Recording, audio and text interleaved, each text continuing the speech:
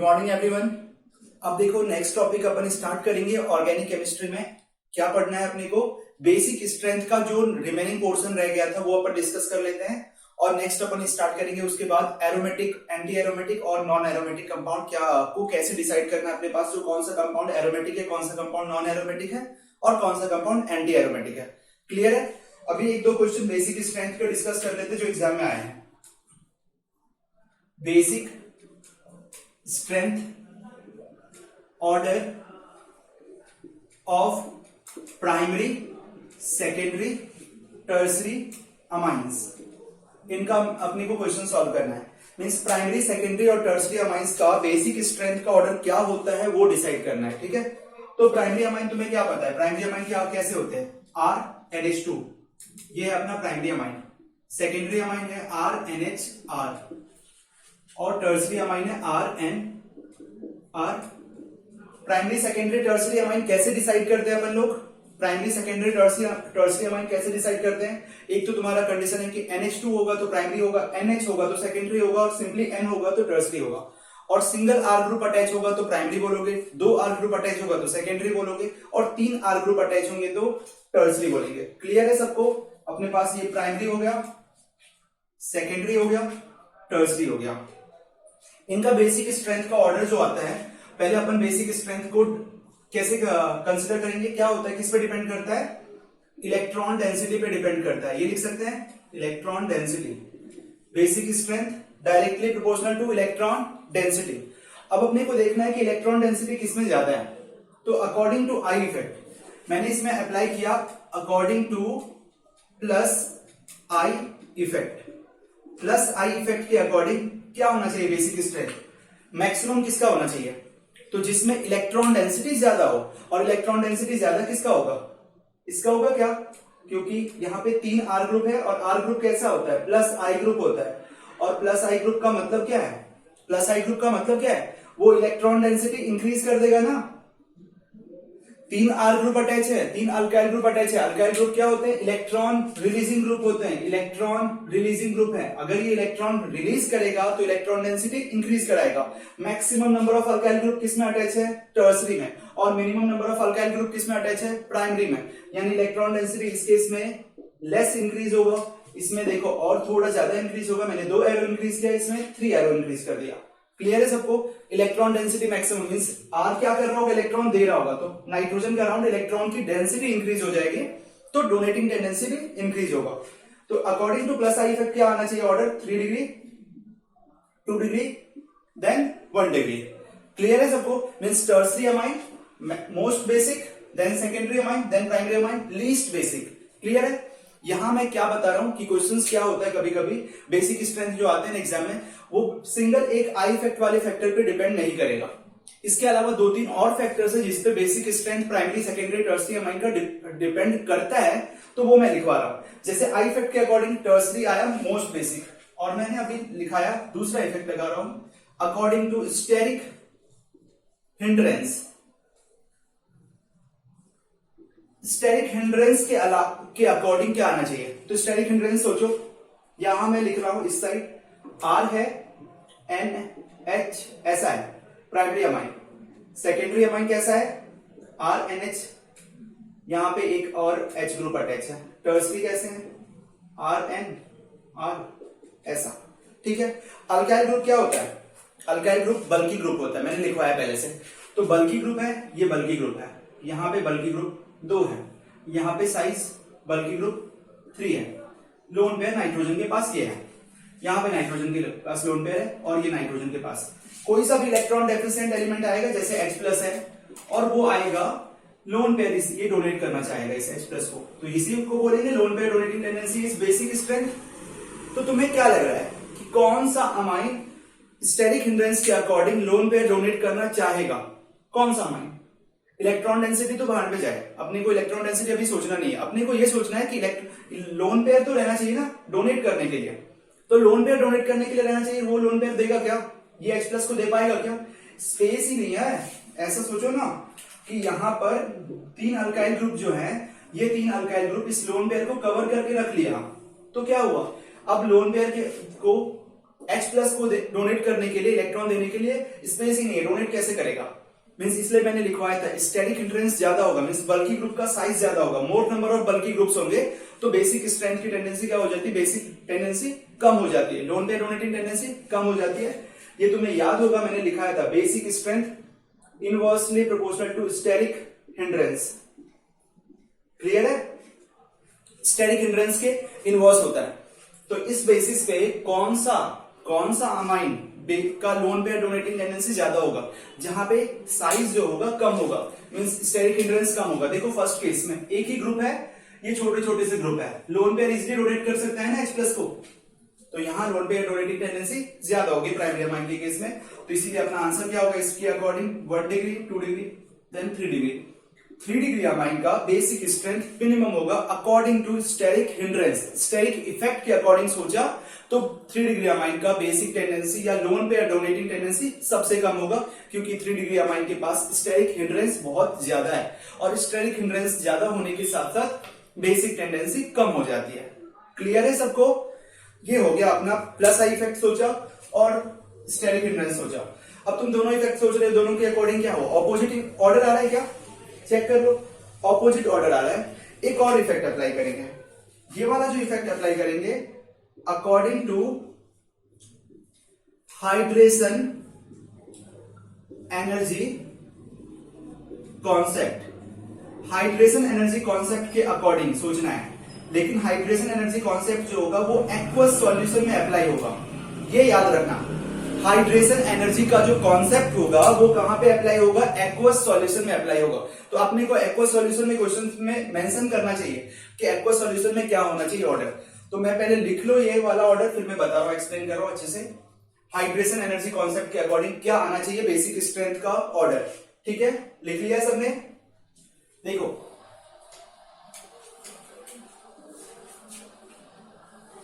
यहां चेक करते हैं basic strength order according to hydration energy concept. क्या होने चाहिए ये चेक करते हैं। फर्स्ट प्राइमरी अमाइन है RNH2, सेकेंडरी अमाइन है RNHR, और टर्सरी अमाइन है दिख रहा है सबको? अब देखो ये H प्लस एक्सेप्ट करेगा, इसी को ही तो बोलते हैं बेसिक टेंडेंसी।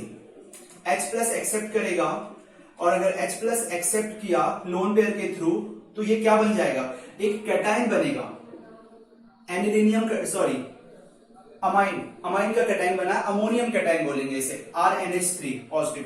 ठीक है, इसमें क्या बन जाएगा कैटायन? RNH2 positive. समझ में आ रहा है पॉजिटिव क्यों डेवलप हो रहा है? क्योंकि नाइट्रोजन अपना जो लोन पेयर है वो H प्लस को दे रहा है, तो H प्लस इलेक्ट्रॉन एक्सेप्ट करने के बाद तो न्यूट्रल हो गया, लेकिन नाइट्रोजन ने अपना इलेक्ट्रॉन लूज किया, इसकी वजह से इस पे पॉजिटिव चार्ज आया। थर्ड पार्ट RNR, यहां एक H पॉजिटिव चार्ज, ऐसा कुछ आया। ठीक है, अभी थोड़ा सा मैं इसे, ठीक है अभी आगे लिख लेंगे। ये बना कैटायन। अब मैं तुम्हें 2-3 पॉइंट पहले बता रहा हूं, वो अच्छे से सुनना। क्या बता रहा हूं कि तुमने क्या बोला? Basic strength directly proportional to lone pair donating tendency. Lone pair donating tendency ये लिखा है, जितना ज्यादा लोन पेयर डोनेटिंग टेंडेंसी होगी उतनी ही ज्यादा बेसिक स्ट्रेंथ होगी। अब इसके अकॉर्डिंग मैं क्या बोलूं? अगर ये लोन पेयर डोनेट करने के बाद जो कैटायन बन रहा है वो मैं बोल रहा हूं स्टेबल कैटायन बन रहा है, तो अगर स्टेबल कैटायन बन रहा है तो वो स्टेबल बनना चाहेगा ना, लोन पेयर डोनेट करना चाहेगा ना। ये अमाइन सोचेगा कि मैं अगर लोन पेयर अपना डोनेट कर दूं, H प्लस को दे दूं, तो जो मेरा कैटायन बन रहा है वो मोर स्टेबल कैटायन बन रहा है, तो यानी वो लोन पेयर डोनेट करना चाहेगा ना स्टेबिलिटी गेन करने के लिए। तो मैं लिखूं ऐसा, directly proportional to stability of cation after donating H plus donate after donating lone pair donate करने के बाद जो कैटायन बनता है वो जितना ज्यादा स्टेबल होगा उतना ही ज्यादा बेसिक स्ट्रेंथ होगा, क्योंकि वो उतना ही ज्यादा लोन पेयर डोनेट करना चाहेगा स्टेबिलिटी गेन करने के लिए। तो एक पॉइंट और भी आता है कि स्टेबिलिटी ऑफ कैटायन की बेसिस पे भी अपन डिसाइड कर सकते हैं। और ये जो बोला ना मैंने स्टेबिलिटी ऑफ कैटायन वाला, अब इसकी स्टेबिलिटी चेक करने के लिए मुझे एक्वस सॉल्यूशन लेना होगा। एक्वस सॉल्यूशन का मतलब यहाँ पे वाटर ऐड करना होगा, और वाटर तुम्हें पता है ऐसा होता है, 3 वाटर मॉलिक्यूल ऐड कर रहा हूं मैं, क्यों ऐड कर रहा हूं बोलोगे 3 वाटर मॉलिक्यूल? क्योंकि तुम्हें याद होगा अभी मैंने हाइड्रोजन बॉन्डिंग वाला पार्ट केमिकल बॉन्डिंग में सिखाया था। उस बेसिस इसके पास नंबर ऑफ हाइड्रोजन एटम कितने हैं देख लो। नंबर ऑफ हाइड्रोजन एटम कितने हैं? 3 हाइड्रोजन एटम है, तो 3 हाइड्रोजन बॉन्ड बन सकते हैं इसके पास। ये मैं हाइड्रोजन बॉन्ड बनाया, यानी इसमें वाटर मॉलिक्यूल्स कितने ऐड हो रहे हैं? 3 number of water molecules add हो रहे हैं। इसमें बताओ कितने ऐड होंगे? इसमें कितने ऐड होंगे? Number of water molecules 2, OH2, ये OH2। इसमें कितने ऐड होंगे? एक ही ऐड होगा वाटर मॉलिक्यूल्स। मीन्स अगर मैं बोलूं हाइड्रेशन किसमें सबसे ज्यादा हुआ, हाइड्रेशन किसमें मैक्सिमम हुआ, means maximum number of water molecules किसमें ऐड हुए हैं, तो फर्स्ट वाले केस प्राइमरी अमाइन में हाइड्रेशन सबसे ज्यादा हुआ। हाइड्रेशन का मतलब क्या हुआ? जब भी ये हाइड्रेशन वाटर का एडिशन होता है तो इसे अपन बोलते हैं हाइड्रेशन, और वाटर के एडिशन से उस कंपाउंड की एनर्जी कम हो जाती है, क्योंकि एनर्जी लॉस कर रहा होगा, एनर्जी रिलीज कर रहा होगा। तो मान लो इसके पास 100 किलो जूल एनर्जी है, मैं समझाने के लिए बता रहा हूं, इसके पास 100 किलो जूल एनर्जी है, ठीक है, और 100 किलो जूल एनर्जी में से इसमें वाटर मॉलिक्यूल ऐड हुआ, और जब भी 1 वाटर मॉलिक्यूल ऐड होता है तो 20 किलो जूल एनर्जी रिलीज हो जाती है, ठीक है। सोचो कि 20 किलो जूल एनर्जी रिलीज होगी इस कंपाउंड की, कैटायन की, तो कितने वाटर मॉलिक्यूल ऐड हुए हैं? 3 वाटर मॉलिक्यूल, तो 320 जा 23 जा 60 रिलीज हो जाएगा, तो कितने एनर्जी बचेगी इसके पास? 40 किलो जूल रहेगा ना, 40 किलो जूल। इसके पास कितना रहेगा? वो कितने वाटर मॉलिक्यूल्स ऐड हो रहे हैं? 2, तो 100 में से 40 रिलीज हो गया, तो कितना रह गया इसके पास? 60, और इसमें 100 में से 20 रिलीज हुआ तो 80 किलो जूल। अभी बताओ मैक्सिमम एनर्जी किसके पास है? थर्ड वाले के पास। एनर्जी ज्यादा होगा तो स्टेबिलिटी क्या होगी? एनर्जी ज्यादा होगा तो स्टेबिलिटी क्या होगी? कम हो जाएगी। यानी ये वाला जो कैटायन है ये लेस स्टेबल कैटायन है, क्योंकि इसकी एनर्जी ज्यादा है 80 किलो जूल, इसकी 40 किलो जूल है। आफ्टर हाइड्रेशन देखना एनर्जी, इसकी एनर्जी कम है, मींस मोर स्टेबल कैटायन। और अगर प्राइमरी वाला मोर स्टेबल कैटायन है तो प्राइमरी वाला मोर बेसिक होगा। अभी मैं डायरेक्टली इतना कुछ 180 वाला पार्ट नहीं सोचोगे, तुम क्या बोलोगे? नंबर ऑफ वाटर मॉलिक्यूल्स जितना ज्यादा होगा एनर्जी उतना ज्यादा रिलीज होगा, तो उतना ही ज्यादा स्टेबल होगा। तो मैं बोल दूं हाइड्रेशन पे डिपेंड करेगा, जितना ज्यादा हाइड्रेशन होगा उतना ही ज्यादा बेसिक स्ट्रेंथ होगा। BS फॉर बेसिक स्ट्रेंथ, जितना ज्यादा हाइड्रेशन होगा उतना ही ज्यादा बेसिक स्ट्रेंथ होगा। तो according to hydration concept, hydration energy के कॉन्सेप्ट के अकॉर्डिंग बेसिक स्ट्रेंथ का ऑर्डर क्या आना चाहिए? किसकी सबसे ज्यादा होनी चाहिए? कौन सा मोस्ट स्टेबल कैटायन है? जो मोस्ट स्टेबल कैटायन होगा, मैंने बोला stability of cation increases, basic strength increases, तो 1 डिग्री मोस्ट स्टेबल है, मींस बेसिक स्ट्रेंथ 1 डिग्री की मैक्सिमम होगी। समझ में आया? 3 डिग्री का मिनिमम होगा, क्योंकि लीस्ट स्टेबल कैटायन है। अब तुम सोचो तीनों फैक्टर को ऐड कर दो according to plus I effect. Plus I effect के अकॉर्डिंग सोचा, प्लस आई इलेक्ट्रॉन रिलीज कर रहा था, टर्सरी में मैक्सिमम प्लस आई ग्रुप था, तो इसलिए इलेक्ट्रॉन डेंसिटी उसमें ज्यादा होगा, इलेक्ट्रॉन डेंसिटी ज्यादा होगा तो बेसिक स्ट्रेंथ ज्यादा होगी। क्लियर है सबको? According to plus I effect क्या था? बेसिक स्ट्रेंथ किसकी सबसे ज्यादा है? बेसिक स्ट्रेंथ किसकी सबसे ज्यादा है बताओ? टर्सरी की। According to steric hindrance effect, steric hindrance effect के अकॉर्डिंग किसकी ज्यादा होगी बेसिक स्ट्रेंथ? प्राइमरी की। क्यों? प्राइमरी वाले के पास स्टेरिक इफेक्ट बहुत, स्टेरिक ग्रुप बहुत कम है, एक ही है आर ग्रुप। और अकॉर्डिंग टू हाइड्रेशन इफेक्ट किसकी ज्यादा है? किसके ज्यादा है? प्राइमरी की बेसिक स्ट्रेंथ। क्लियर है सबको? अब तुम्हारे पास क्या होगा सर, ये तो मेरे पास एग्जाम में मेंशन नहीं करेंगे कि हाइड्रेशन के अकॉर्डिंग बोलो या प्लस आई के अकॉर्डिंग बोलो या स्टेरिक हिंड्रेंस के अकॉर्डिंग बोलो। तुम्हें क्लियर क्वेश्चंस क्या पूछते हैं? विच of the following compound is most basic, which of the following compound is least basic, और 3 कंपाउंड दे देंगे इसमें से, तो क्या करोगे? तो ये तो था कॉन्सेप्ट रिलेटेड पार्ट। अभी तुम्हें क्या सोचना है, कैसे क्वेश्चन सॉल्व करने वो देखो। ये मैंने समझाया तुम्हें होता कैसे है basic strength primary secondary tertiary का। क्वेश्चन अपने पास जो आता है वो देखो, क्वेश्चन कैसा आता है? बेसिक स्ट्रेंथ फर्स्ट क्वेश्चन पूछेंगे इन gas phase, second in aqueous phase, third in non polar solvent. अब समझना, क्या बोला? Basic strength in gas phase, in aqueous phase और इन नॉन पोलर सॉल्वेंट। किसका क्वेश्चन इसमें यही आएगा, प्राइमरी सेकेंडरी टर्सरी अमाइन का ही क्वेश्चन आता है। तो तुम्हें गैस फेज में डोमिनेटिंग इफेक्ट कौन सा होता है पता है? डोमिनेट्स कौन सा करता है? प्लस आई इफेक्ट डोमिनेट करता है। और इन नॉन पोलर सॉल्वेंट में भी कौन डोमिनेट करता है? Plus I effect. ठीक है, इसका मतलब क्या है ये मैं बता रहा हूं अभी तुम्हें। प्लस आई इफेक्ट डोमिनेट करता है क्या? तुमसे क्वेश्चन पूछा विच of the following compound, which of the following amines is most basic in gas phase, which of the following amines is most basic in gas phase. तो तुम क्या बोलोगे answer? Primary amine, secondary amine, tertiary amine और none of the above, या same basic strength होगा तीनों का। तो क्या बोलोगे? तुम्हें गैस फेज में और नॉन पोलर सॉल्वेंट में क्या कंसीडर करना है? प्लस आई इफेक्ट को डोमिनेटिंग रखना है। मींस हाइड्रेशन वहां पे अप्लाई नहीं करोगे, ना ही स्टेरिक हिंड्रेंस अप्लाई करोगे। और according to plus I effect, 1 minute, according to plus I effect क्या होना चाहिए बेसिक स्ट्रेंथ का order? According to plus I effect basic strength का ऑर्डर क्या होना चाहिए? Tertiary, secondary, then primary. यहां भी क्या आएगा basic strength? Tertiary, secondary, primary. ये दो आंसर आ गया। गैस फेज में पूछा तो टर्सरी इज मोस्ट बेसिक, क्योंकि आई इफेक्ट डोमिनेटिंग इफेक्ट होता है। अब अपने पास होता है एक्वस फेज आता है। एक्वस का मतलब यहाँ पे ऑब्वियस है, एक्वस सॉल्यूशन आ गया, हाइड्रेशन का भी कॉन्सेप्ट आ गया और तुम्हारा प्लस आई भी कॉन्सेप्ट आ गया और स्टेरिक हिंड्रेंस। तीनों इफेक्ट ऐड करने के बाद जो फाइनल आता है वो ऑर्डर तुम्हें रटना होगा। वो क्या रटना होगा? इसके लिए भी 2 पॉइंट है कि इफ, इसमें एक्वस फेज में if R is equal to methyl, ठीक है, मिथाइल का मतलब क्या है? अपने पास 3 कंपाउंड देंगे, मिथाइल अमाइन, डाइमिथाइल अमाइन और ट्राइमिथाइल अमाइन। एक्वस फेज में इनका आंसर क्या होगा पता है? एक्वस फेज में इसका आंसर क्या होगा? ये प्राइमरी अमाइन है, ये सेकेंडरी अमाइन है, ये टर्सरी अमाइन है। आंसर होगा 2 degree, then 1 degree, then 3 degree. 2 degree, 1 degree, then 3 degree. Means secondary amine, dimethyl amine is most basic, then methyl amine, then trimethyl amine. Aqueous phase में ये वाला part, ठीक है। Next, अब तुमसे पूछा एक क्वेश्चन और दिया, if R is equal to C2H5, अगर ये R C2H5 हो तो क्या करोगे?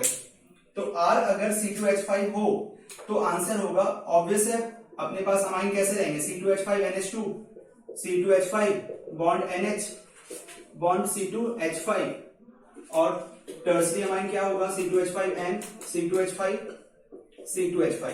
अब इन तीनों में से कौन सा होगा मोस्ट बेसिक? तो तुम्हारा 2 degree, then 3 degree, then 1 degree. यानी तुम्हें नंबर याद रखना है 213, 213 नंबर इज फॉर मिथाइल और 231 इज फॉर इथाइल अमाइन, ठीक है। दोनों केस में सेकेंडरी अमाइन जो है वो मोस्ट बेसिक है और इस केस में, मिथाइल के केस में टर्सरी लिस्ट बेसिक है, इस केस में प्राइमरी लिस्ट बेसिक है। ये तुम्हें रटना है, ठीक है। लेकिन अगर क्वेश्चन आ जाता है कि इन गैस फेज बताओ तो इन दोनों के लिए आंसर क्या होगा पता है? Tertiary, secondary, primary. Gas phase में दोनों के लिए आंसर क्या होगा? Tertiary, secondary, primary. In non polar solvent तो क्या होगा? Tertiary, secondary, primary, same as plus I effect. Clear है सबको? ये था क्वेश्चन अपने पास एग्जाम में जो भी आए हैं, इससे रिलेटेड आए हैं, नीट में क्वेश्चंस ये आ चुके हैं, ठीक है। अब देखो कभी कभी क्वेश्चंस क्या रहता है, विच of the following compound is most basic. कुछ भी फेज तुम्हें बताया ही नहीं, फेज लिखा ही नहीं कि गैस फेज है या एक्वस फेज है या नॉन पोलर सॉल्वेंट है, तो क्या कंसिडर करोगे? तो if nothing will be specified, then consider gas phase, then consider aqueous phase। Means aqueous phase consider करके तुम आंसर बताओगे। ये तुम्हारे नीट में क्वेश्चन आया था, विच of the following compound is most basic. कुछ फेज नहीं बताया था तो तुम ये वाला फेज दोनों कंसिडर करोगे। ये एनसीईआरटी में भी दोनों एग्जांपल दिए हैं और मोस्ट इंपॉर्टेंट पार्ट है, एग्जाम में आना होगा, ये दोनों ही आए, ठीक है। 213 वाला, 231 वाला। क्लियर है सबको? क्वेश्चंस एक दो देखो सॉल्व कर लेते हैं।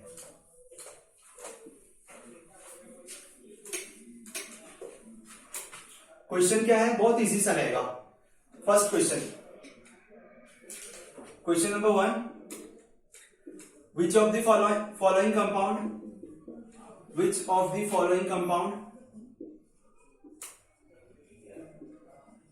Is most basic?